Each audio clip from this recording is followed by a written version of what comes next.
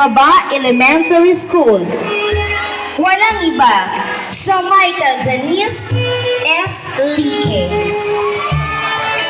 Candidate number 15, Inalusan Elementary School, Mara Nicole P. Kumintan. Ang kasuotang ito ay gawa o yari sa anahaw. Ito ay isang uri ng tradisyonal na Filipino na damit na gawa sa mga dahon ng anahaw. Ang damit na ito ay gawa sa mga dahon ng anahaw na pinagdikit-dikit upang lumikha ng isang magaan at maayos na materyal.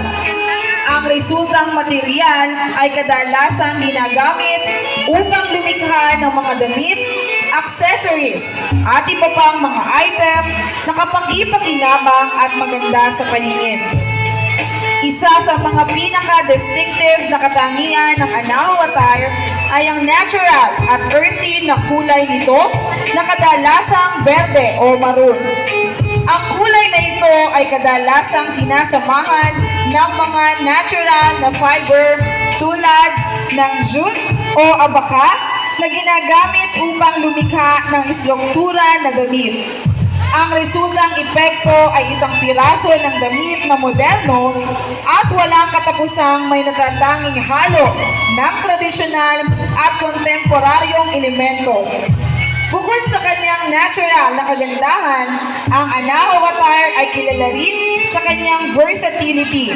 Maaari itong gamitin upang lumikha ng iba't ibang estilo ng damit, mula sa kalmado at maluwag hanggang sa mas formal at eleganteng estilo.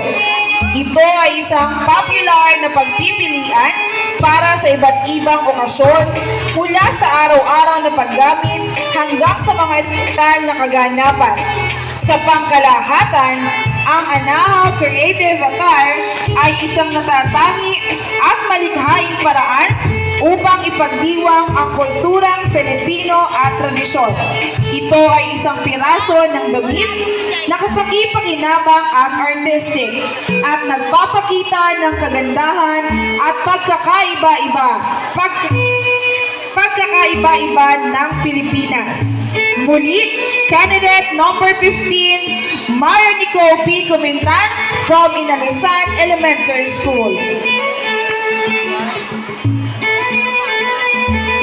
Ngayon ay masasaksihan naman natin ang ikalabing